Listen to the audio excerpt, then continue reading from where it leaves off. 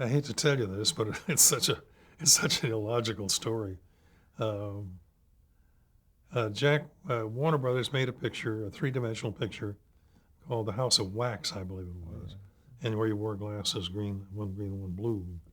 And it was quite successful, so he decided to do another one.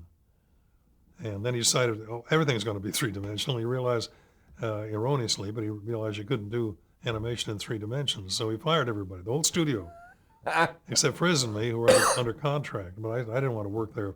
Everybody was out, so that's when I called him Walt and asked him. I didn't even know Walt, but I called and asked him. There's another story I want to tell you about Walt. So here's the beautiful part of it. It has nothing to do with animation. But Jack Warner looked around to find out which of his great group of directors, there were some very good ones over there, and he decided to pick out a man to direct a three-dimensional picture, right, you? So he found Henri de Toth, who only had one eye. This is true. Henri de Toth directed that picture, and he only had one eye, right? He wore a patcher with the other one. Well, that's typical of Jack Warner. Jack Warner, one time, one of the great writers said, I don't know you want this kind of thing in the picture or not. Anyway, I'm going to say it. Wilson Meisner, who was this great gag man, he said working with Warner Brothers was like having sexual intercourse with a porcupine. It's one prick against 100. Yes. I know that one. Okay. And he said,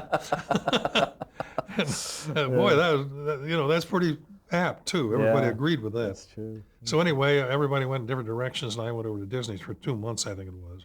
It seemed like forever, because by that time, Walt was the only thing. You'd sign up to show. I worked on Sleeping Beauty a little bit on the opening, and some of the opening material on they were having Disneyland at that time, and so I worked on that too. But nothing happened, you see.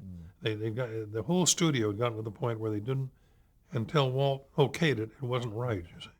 But when I discovered that Jack Warner's going to have to open up the studio again, because it shows how brilliant this guy is.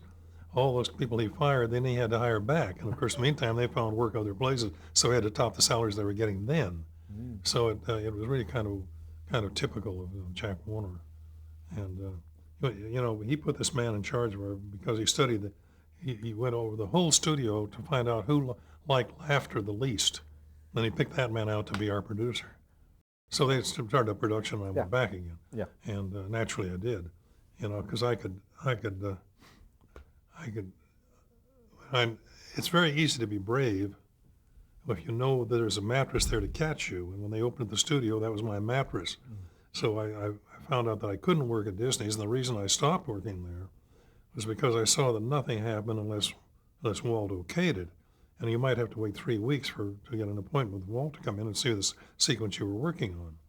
And there's old stuff to these guys, but not to me. I was used to working at a pace. I still do. I still do 50 or 100 drawings a day when I'm working on a product, but I do probably 25 drawings a day anyway, because you get into the habit, It's like some writers can't get through a day without writing something. So, sorry. In this case, I get fat.